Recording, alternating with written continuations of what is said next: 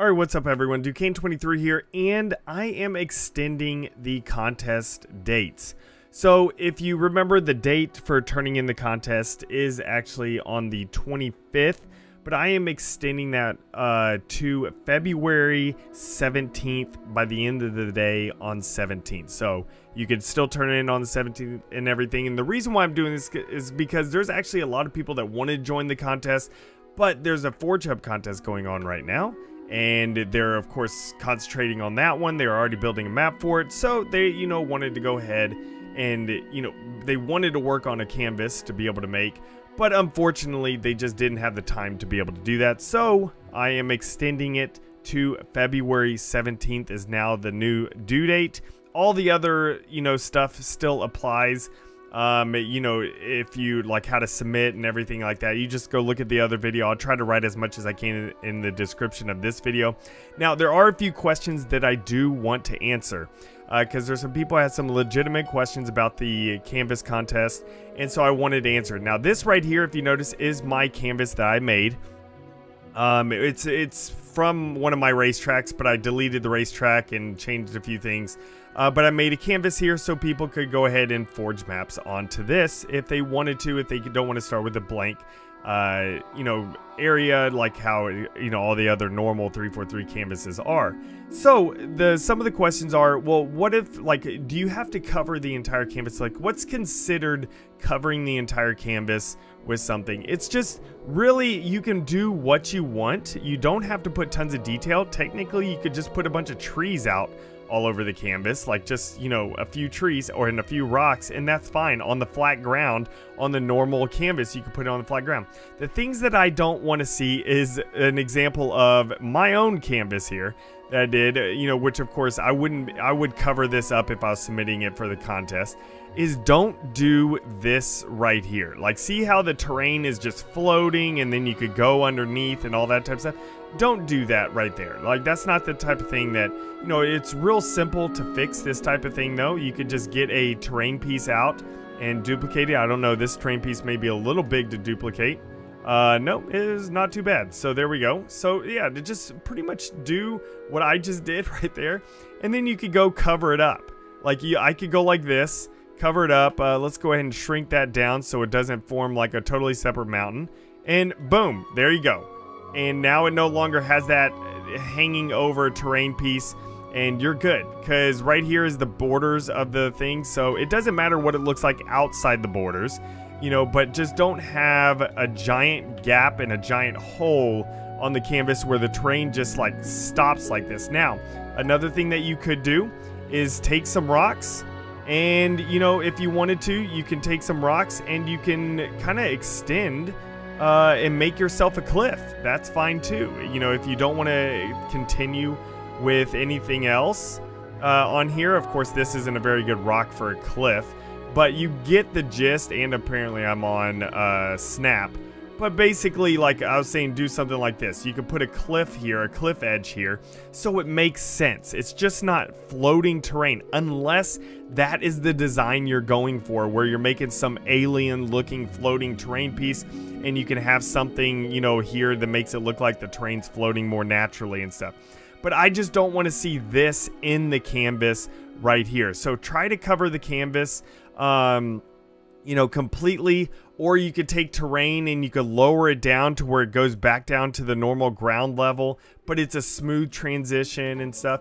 Now, on canvases, if you build something on the space canvas or the void canvas and stuff like that, that's different because that doesn't have flat ground and like mountains and everything like that all around. If you're on the space canvas, you can just make an asteroid field, like a really cool looking asteroid field, or make a, a basic space station, that's connected to a giant asteroid or something. And that's like the canvas that people will build off of. So you could do a variety of different things. It doesn't have to be natural objects either.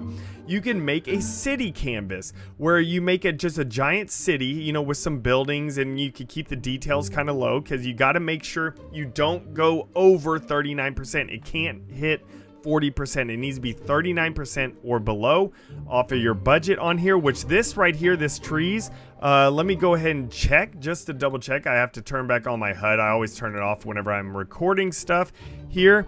And of course we have this, let's see here, budget meter, display that on. This is at 37% right now. If you notice all this with all these trees, you can do a lot if you know, being under 40%. So this is 37% right now. So that is basically the gist of what I wanted to kind of explain, that yeah, you could go onto the void canvas and, you know, build something out on the void canvas. Just make it large if you do. Like if it's a terrain piece like this, make it large. And make it, you know, if you're doing terrain or something, because it's a little awkward on void canvas since it doesn't have terrain inheritance. Just try to make it work. Or you could just do something floating. Like you can have a big old giant floating island. Just make it look like a floating island. And that's your canvas, you know, that people can build off of. Another thing that is okay to do is whenever you're building your canvas, right here is the boundary right here. You can see the line. I'm out of bounds now. So another thing that you could do is if you wanted to not have this continue, like see how I have it continue this way and see how it looks like it's floating out there? That doesn't matter because it's beyond the boundary. So, you know, you can have something come up, like terrain come up to the boundary and just stop at the boundary and cut off. You know, and that's perfectly fine as well. I know Aaron was asking about it in the Discord. So here's like a, you know, something that's in Unreal. Like see how this boundary right here is just cut off at the borders? That's fine as well. Like doing something like that's fine. I'm just talking about the playable space.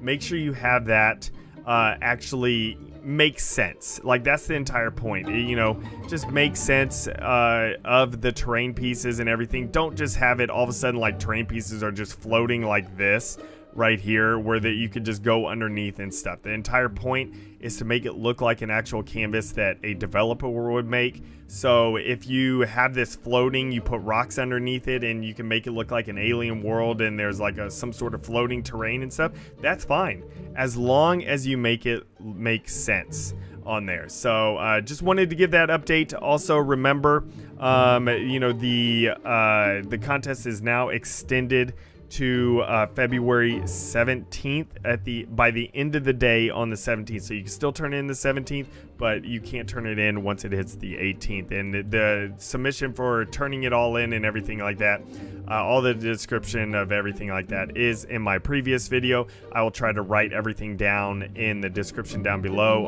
off of how to submit and other rules that I said previously.